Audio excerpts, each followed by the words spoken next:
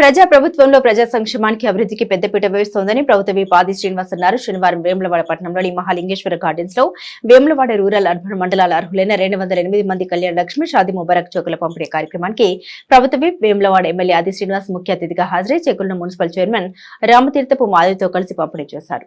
వారు మాట్లాడుతూ కళ్యాణ లక్ష్మి చెక్కుల పంపిణీ ఎన్నికల కోడ్ వల్ల కాస్త ఆలస్యమైందని అన్నారు. ప్రభుత్వం సామాజిక బాధ్యతగా నిరుపేద బిడ్డలకు వివాహం జరిగినప్పుడు ఎలాంటి ఇబ్బంది తలెత్తకుండా కళ్యాణ లక్ష్మి తోడ్పాటును అందిస్తుందన్నారు.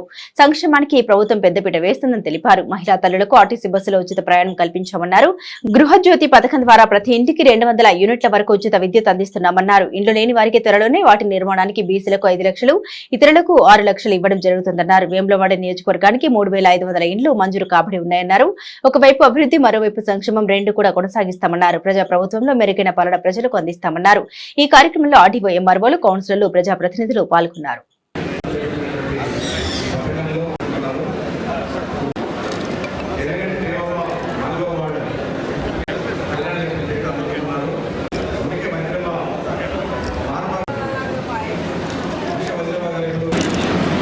కళ్యాణ లక్ష్మి చెక్కుల పంపిణీ ఎన్నికల కోడ్ వల్ల కాస్త ఆలస్యం జరిగింది గమనించాల్సిన సందర్భంగా మీరు తెలియదు. వేములవాడ నియోజకవర్గ స్థాయిలో 500 పైచీలు కళ్యాణ లక్ష్మి చెక్కులు మంజూరు కాబట్టి ఈ 500 చెక్కుల మీద ఆర్డీఓ గారి సంతకాలు పెట్టవలసి కూడా ఉన్నట్టు సందర్భం. ఎంఆర్ఓ గారు, ఆర్డీఓ గారు ఈ క్రమంలో చెక్కులు ఇవ్వాలని చెప్పిన ఈరోజు ఈ వేములవాడ అర్బన్ రూరల్ సంబంధించినటువంటి లబ్ధిదారులకు ఇవ్వాలని నిర్ణయం తీసుకుని బాగా ప్రజలకు రావడం జరిగింది.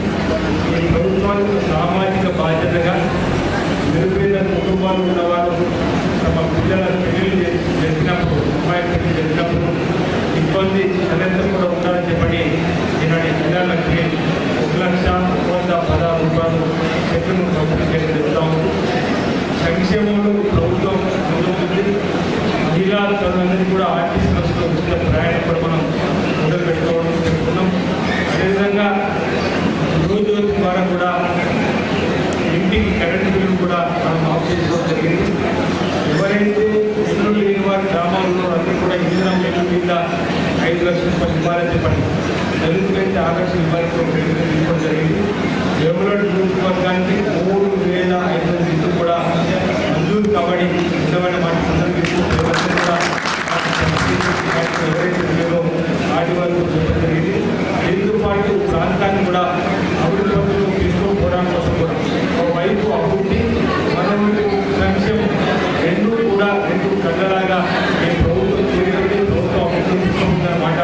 ఈ సందర్భంగా తెలియజేస్తూ మన ఆయా గ్రామాల నుంచి వచ్చినప్పుడు కూడా నా ఉద్యోగంగా నమస్కారం తెలియజేస్తూ రాబో రోజుల్లో మెరుగైనటువంటి పరిపాలన పేదల కోసం అందిస్తుంది ప్రభుత్వం. ప్రజాపాలనలో